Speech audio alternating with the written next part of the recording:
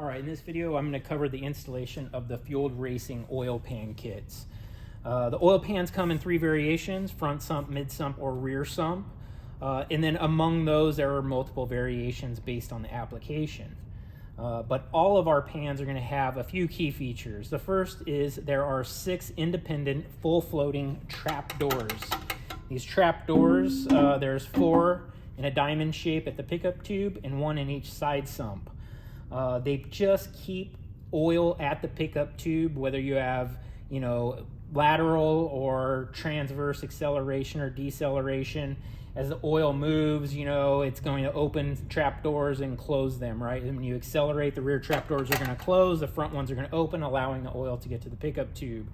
Same thing goes. That's why guys in drift love these. When you have transverse acceleration, you're going to have the side trap doors open, the other sides are going to close. Therefore, the oil that's coming from this side of the engine is not going to make it past the pickup tube. So it just really helps keep oil at the pickup tube at all times. All of our oil pans are made by Moroso. Moroso builds them specifically for us. You cannot buy our oil pans directly from Moroso. We do have a lot of customers that make that mistake, assuming that they're buying the same pans we use, and then they'll buy our kit and the other components and realize the oil pan doesn't fit. So do want to be clear about that. When you're installing an oil pan on an LS engine, there's a few things that you really always want to check. The first thing that you really need to be aware of is that the front and rear cover need to be properly aligned during the installation process. If they are not properly aligned, you'll have premature front or rear main seal failure.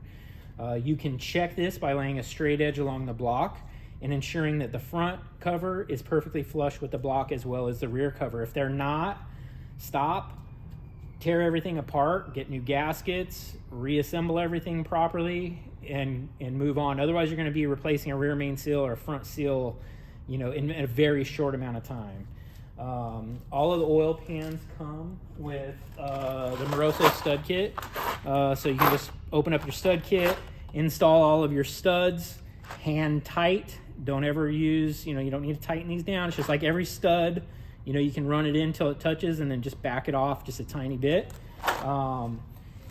Once you have your studs installed, or I should say before you install your studs, you do need to also inspect, is your block a through bolt block or are they blind holes? If they're blind holes, of course you don't need thread sealer.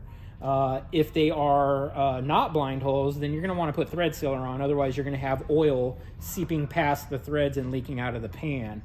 So that's an important thing to keep in mind as well. If you're not sure, you can just use a flashlight, shine it in each hole, and that'll tell you. Normally, you can just put your finger here. You'll feel it. On the truck blocks, you can actually feel the hole. They drill them all the way through on most of the applications. If you are not using new front and rear main cover seals, if it's just you're just taking a pan off and putting ours on, make sure you clean all the RTV off or the silicone, whatever gasket maker that was used at the front cover location at the gasket and the rear cover location there at the gasket. So clean that off really good. You'll want to use a small amount of new sealer at these 4 locations. And then you'll go ahead and install your gasket. Now we use Felpro gaskets. We used to use the OEM gaskets, but we found the Felpro gaskets they work a little bit better. They're slightly more silicone on them, and so they're just more to compress, and they last a lot longer. The OEM ones we were seeing, if 4, 5, 6 years, they'll start to seep. The Felpro ones, I've got a couple that are over 12 years old, and they're still sealing perfectly. So, and once you've got your sealer on, you've got your gasket down, then you're going to want to move on to windage tray. Now, if you have one of our rear sump oil pans, you're going to want to use a rear sump windage tray. If you have one of our front sump, oil pans, you're going to want to use a front sump windage tray. You can use a full-length windage tray on any of them. You can use a truck windage tray on any of them, but you will need to modify the truck windage tray for the car pickup tube if you go that route. So some people just trim for that. I do that a lot because I prefer the full-length windage tray. You can also go to aftermarket, and then the aftermarket runs the gamut. I mean, you just really need to find out from the manufacturer what pickup tube they made it for, or just be aware that you may need to modify.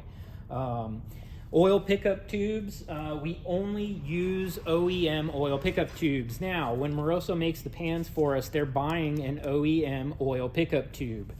And then they are cutting the factory pickup off and using the custom one that is much larger. So if you have an aftermarket oil pump, high flow, anything like that, this really comes in handy. The factory oil pickup tube has a fairly small opening, so of course you're going to have less. And then obviously having the screen here is nice. Small pieces of debris and whatnot, they're not going to get picked up and destroy your oil pump as well as be pumped into the engine. So the oil pickup tube is a very common failure point with LS engines when they're installed improperly. So you want to make sure that your O-ring is seated just as shown. Put a small amount of oil on it, and this is probably the biggest point of contention people have issues with, or they don't fully understand how it needs to be installed. You just want to make sure that as you're putting your oil pickup tube on, that you install it with equal pressure, keeping it flat and level. Don't put one side in before the other. Push firmly directly down on it until it's flat, and you'll see it lays perfectly flat. And you want to make sure, look around, that it is perfectly flat. And if everything's nice and flat, you're sitting on your stud, and everything looks good, then the oil O-ring hasn't been tilted sideways or pushed past the port opening or anything like that. Now at this point, you can go ahead and install your factory oil pickup tube fastener and torque to factory specification. Every single fastener needs to be torqued to the factory specification. There's a reason that these fasteners have torque specs, and you need to make sure that you abide by them. If you don't, you're going to have issues. You're going to break studs, and it's not fun when you're in the middle of an install and you snap one of your studs. I can't tell you how many times I've heard back from customers who saw, oh yeah, it's 18 foot-pounds for the oil pan, but they didn't read on to realize that it's 18 foot-pounds for, the 8mm 125 studs, but it's only 106 inch-pounds for the 6mm studs.